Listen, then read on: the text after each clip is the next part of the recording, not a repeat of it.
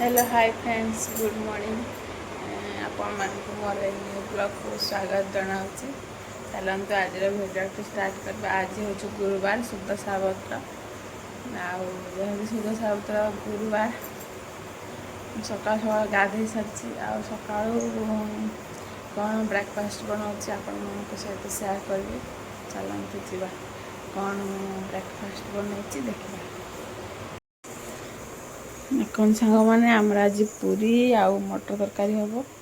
ये अटा चकटिक रखी आठी मटर आलू बसई प्रेसर मटर आलू सिझुचु।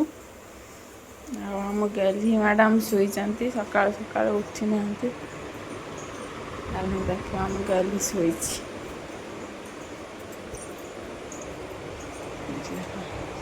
आम गेली शुई पूरा सावधान पोजिशन आर निद भांगिनी तार 8टा बजे निद भांग सका पागटा देखु एमती भाव मेघुआ कर वर्षा हो सारे। मटर तरकारी मुगी मसला रेडी हो मटर ये सीझी जाइए पूरा भल भाव पकई दवा मटर को।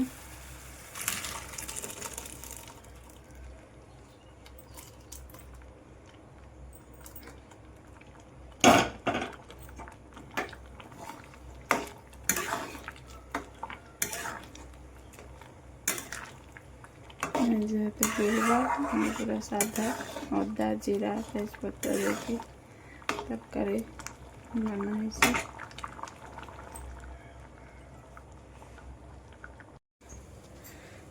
आमर ये मटर तरकारी पूरा रेडी हो गलानी सुंदर आमर पूरी पूरी बेलिकी रखी तेल तेल ताती गलानी।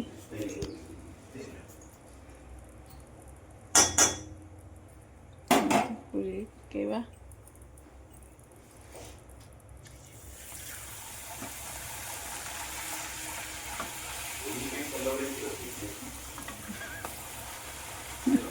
हाँ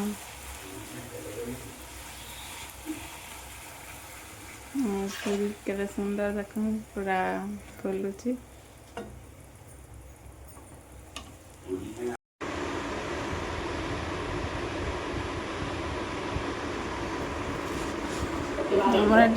खिया चललानी टेस्टी पूरी तरकारी खाइले सका सका बस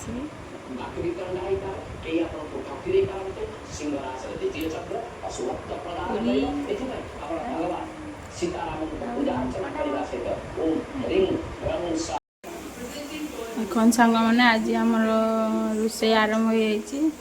आज गुरुवार शुद्ध साबत बिना प्याज रसुण सब तरकारी हम। ये पुटुल खुरमा ना पुटुल छाणी रखी ये आलू को छाणा हो।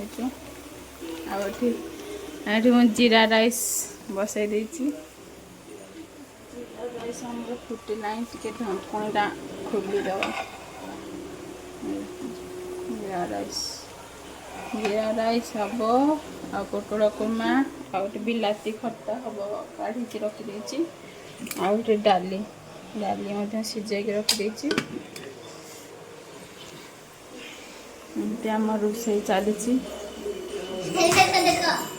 आम गली बदमाशी चल टीवीटा चली। हाँ बोतल मंजी काढ़ी रखी गछ लगेवाई सी तार खेलवाई लगे।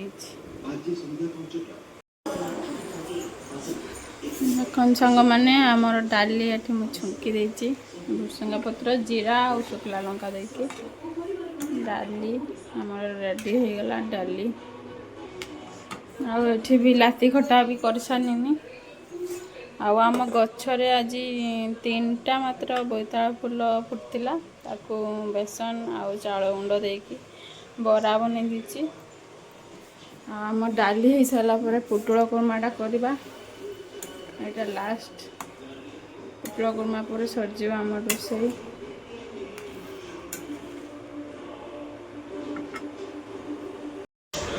देखो सांग मैंने आमर आज गुरुवार लंच थाली हो रेडी आम गैली बसी जाइए खावाई यहाँ जीरा राइस डाली यहाँ हूँ आम बिलाती खटा यहाँ पुटुल कर्मा बोईतालु फूल बड़ा खाईदे ना मु खोदेमी हाँ खाइबू ना निजे मु खोदेमी निजे खाई पार बड़ छुआ